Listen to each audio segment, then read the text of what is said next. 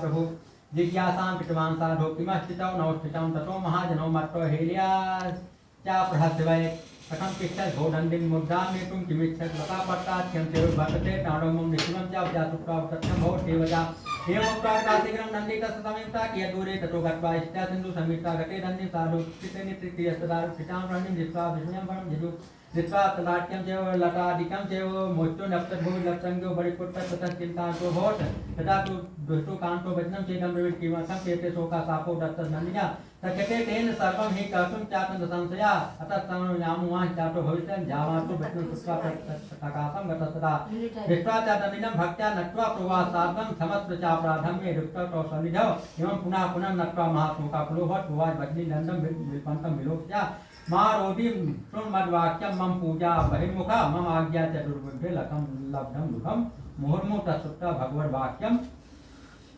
स्तुतिं कर्तुं समुद्यता।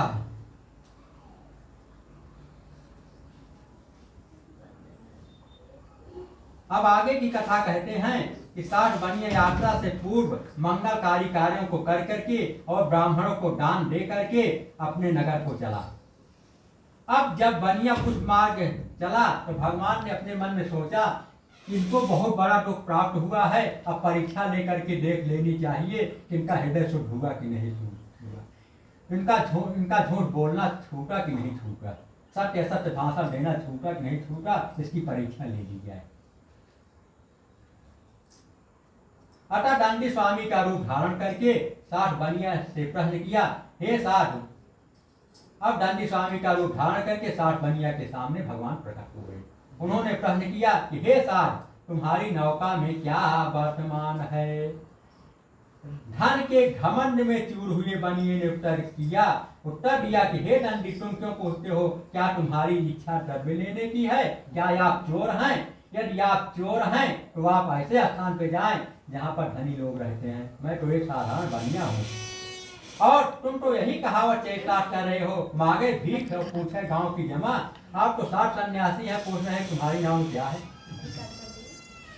मेरी नाम में जो कुछ भी हो तुमसे क्या मतलब? हमारी नाम जो कुछ भी हो तुमसे क्या मतलब? मैं तो बनिया हूँ, मेरे नाम में इसके सिवा और हो ही क्या सकता है? अब बताओ कहाँ काव है?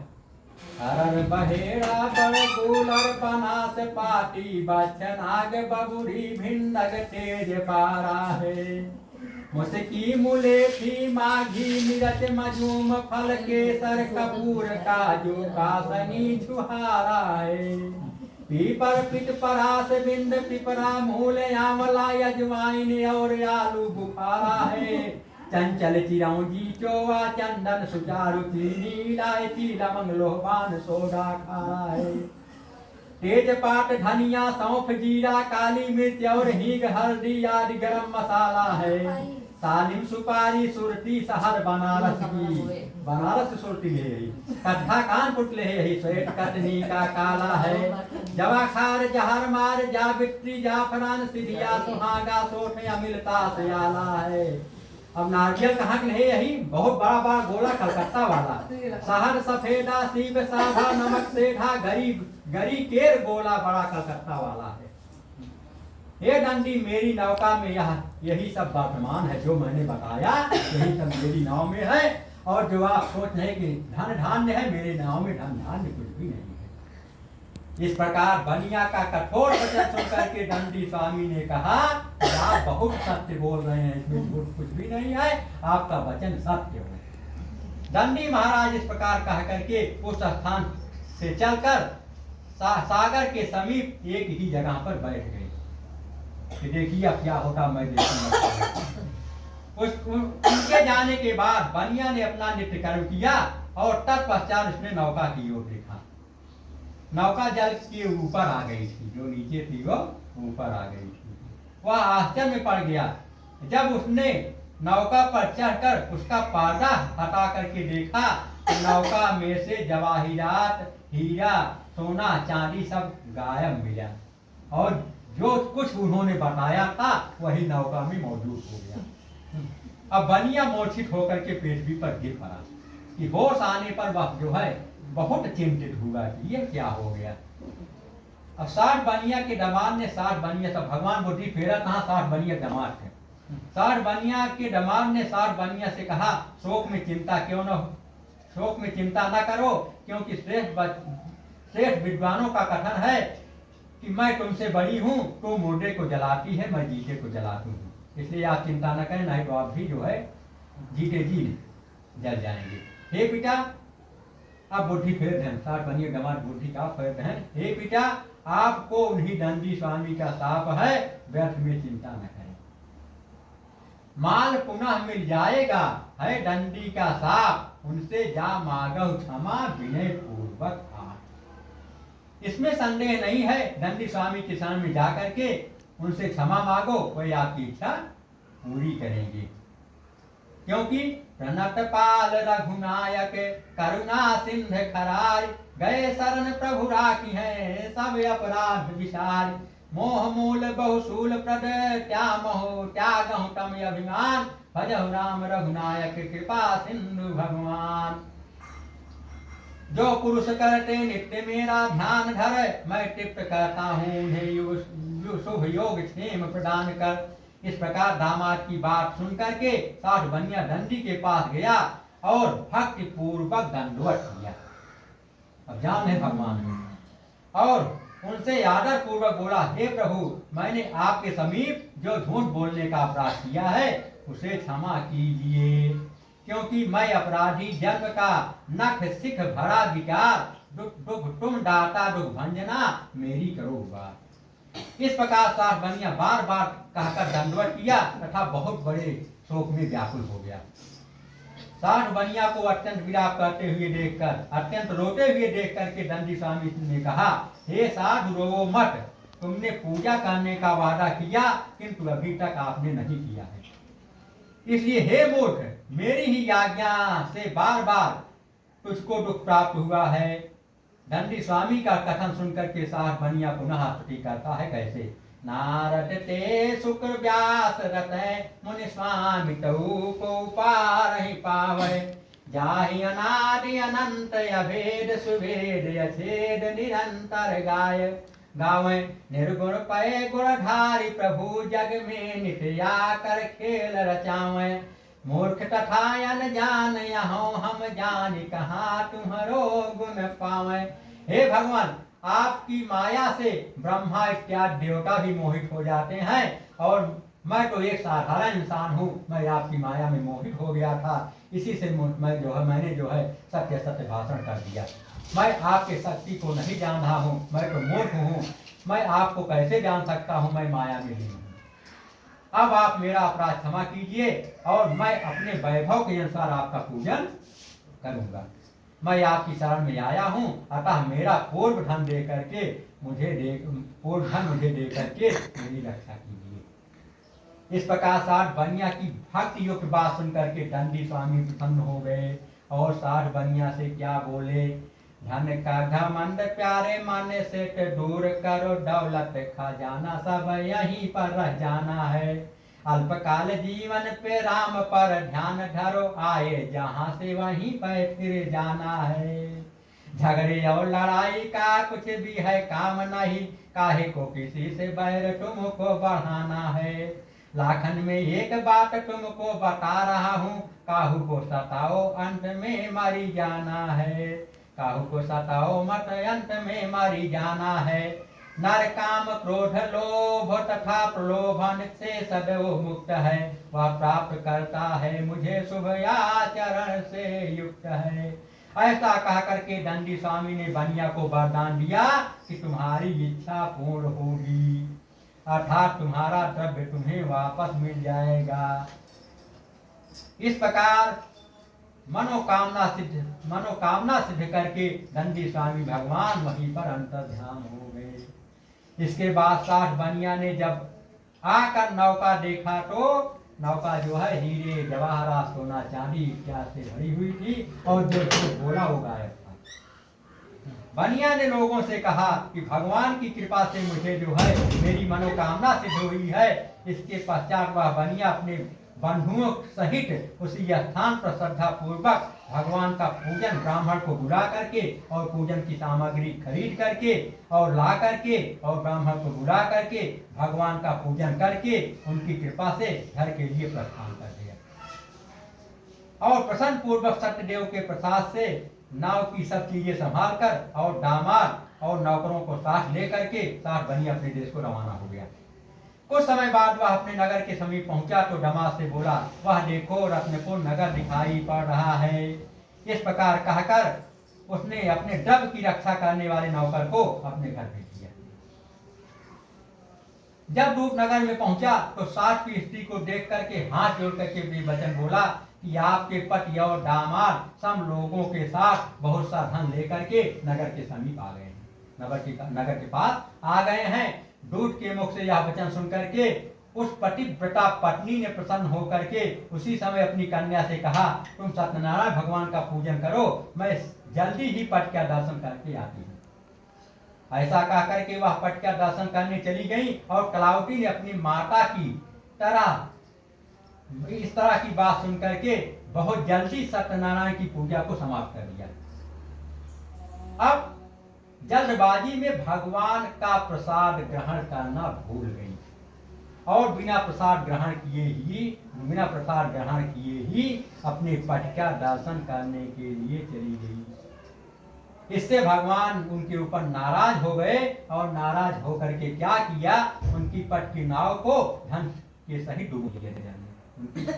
उनके पति और उनकी नाव को धन के साथ जल में डुबो दिया। इसलिए कलावती कन्या अपने पति को न देख सकी और महाशोक से व्याकुल हो गई, बहुत बड़े दुख से व्याकुल हो गई और भूमि पर गिर पड़ी तथा कहने लगी, हे विधना तोर का बिगारा, जो यश आयु ही में दुखदारा, बिन पति कर मोर कहाँ ठिकाना, यही ते तो अच्छा मर जाना। इस तरह नौका को डूबी हुई और कन्या को अत्यंत दुखी देख करके साठ बनिया अपने मन में भयभीत होकर सोचने लगा, ये तो बहुत बड़ा आश्चर्य हो गया। तथा नाव खेलने वाले मल्लाह भी परम चिंता से युक्त हो गए कि किनारे लगी हुई नाव जल में कैसे डूब गई। हे स्वामी, देखते ही देखते नौका कैसे गायब हो गई। क्या जाने किसी देवता की माया हो, किंतु सत्यनारायण का महात्म जानने की किसमें शक्ति है। कहीं उनके क्रोध से ही तो ऐसा ना हुआ है। इस प्रकार कह करके विलाप करने लगी तथा कलावती को गोद में लेकर के लीलावती भी रोने लगी। इसके बाद अपने पट को नष्ट हुआ देख करके कलावती अपने मन में विचार करने लगी, जब मेरे पतिदेव नष्ट हो गए हैं तो मैं जीवित ला करके क्या करूंगी। हमन मालूम है, क्योंकि अब मेरा जीना सर्वथा व्यर्थ है, इसलिए अब मुझे सती हो जाना चाहिए। क्योंकि जब मेरे पतिदेव नहीं है तो मेरा जीना सर्वथा व्यर्थ है, अब मुझे सती होना चाहिए। वह इस प्रकार मन में सोच करके क्या कहती है, चंदन चिता बनाए रुचि रुचि आग लगाई हूँ, देह भस्म हो जाए जामे मेरी सकल विधि। वह इस प्रकार मन में सोच करके घर गई और पट की खराऊ ले आई और उन्होंने सती होने का निश्चय कर लिया। और माता से क्या बोली, चंदन चिता बनाए रुचि रुचि आग लगाए हो, देह भस्म हो जाए जामे मेरी सकल। कन्या की बात सुन करके जब सती होने का निश्चय कर लिया, कन्या की इस बात को सुन करके बनिया स्त्री सहित बहुत दुखी हुआ। साठ बनिया शोक से अत्यंत दुखित होकर के सोचने लगा कि मेरा यह सब वैभव सत्यनारायण स्वामी ने हर लिया है, मैं उनकी माया से भ्रम में पड़ा हूँ। अब भगवान साठ बनिया बुद्धि फेरा था। तत्पश्चात उस बनिया ने सबको एकत्र किया और उनके सामने अपनी इच्छा को प्रकट किया कि यदि मेरा कष्ट सत्यनारायण स्वामी दूर करेंगे तो मैं अपने और ऐश्वर्य के अनुसार यहीं पर उनका पूजन करूंगा। घर चलने की बात दूर है, मैं यहीं पर उनका पूजन करूंगा, क्योंकि बारंबार मेरी अज्ञानता पर कुपित होकर के वह मुझे कष्ट दिया करते हैं और वही मेरा कष्ट निवारण करते हैं। भगवान उसे बुद्धि देते हैं। अतएव मैं उन्हीं की शरण में हूँ और वही मेरा जो है कष्ट दूर करेंगे। क्या कहते कहते वह वैश्य प्रेम में विह्वल होकर के सत्यनारायण की प्रार्थना कैसे करने लगा। कृपा की न होती जो आदत तुम्हारी, कृपा की न होती जो आदत तुम्हारी, तो सुनी ही रहती अदालत तुम्हारी। जो मुल्जिम न होते ना तुम होते हाकिम, जो मुल्जिम न होते ना तुम होते हाकिम, ना घर घर में होती इबादत तुम्हारी, ना घर घर में होती इबादत तुम्हारी। प्रभु मुझसे गलती जो कुछ हुई हो, प्रभु मुझसे गलती जो कुछ हुई हो, कृपा करके उसी को संभालो मुरारी, कृपा करके उसी को संभालो मुरारी। इतनी प्रार्थना पर दीन दयाल प्रभु जो है भगवान उसके ऊपर प्रसन्न हो गए। तत्पश्चात आकाशवाणी हुई, हे साधु तेरी कन्या जो है मेरा प्रसाद त्याग करके अपने पति का दर्शन करने के लिए चली आई, इस कारण यह पति का दर्शन नहीं पा सकी। यदि कन्या घर जा करके प्रसाद को खा करके आएगी तभी इसका पति जो है निसंदेह प्राप्त होगा, अन्यथा प्राप्त नहीं होगा। कन्या ने आकाश से आकाशवाणी को सुनकर शीघ्र जल्दी ही घर जा करके प्रसाद खाया। तत्पश्चात जब वह फिर उस स्थान पर वापस आई तो स्वजनों के सहित अपने पति को देखा, उनके पति जो प्रकट हो गए। अनंतर कन्या ने अपने पिता से कहा, अब घर चले विलंब क्यों करते हैं, अब घर चले विलंब क्यों करते हैं। कन्या की बात सुनकर सास जो है प्रसन्न हो गया और घर के चलने की बात दूर, उसी समय वहीं पर सत्यनारायण का विधि पूर्वक पूजन करके और द्रव्य और वधुजनों के सहित आनंद पूर्वक घर आया। कहा मतलब उनका कथा सुने और कई बार प्रसाद खाए के और जितना प्रसाद था सबको बांट के दान दे के तब घरे आए।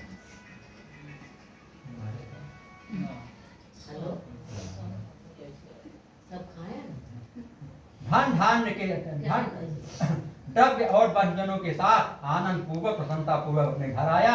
अब जितना इतना बड़ा फल उनको प्राप्त हुआ, इसके पश्चात क्या हुआ, वह जो है हर पूर्णमासी और संक्रांति को सत्यनारायण स्वामी का पूजन करने लगा। अब सौनादिक ऋषियों से सूर्य जी महाराज जी कहते हैं कि इस प्रकार 60 बनिया व्रत के प्रभाव से इस लोक में सुख भोग कर अंत में सत्यपुर अर्थात वैकुंठ को प्राप्त होगा। इसलिए खंडे कथायाम चतुर्थो अध्याय संपन्न। बोलो वृंदावन बिहारी लाल की जय।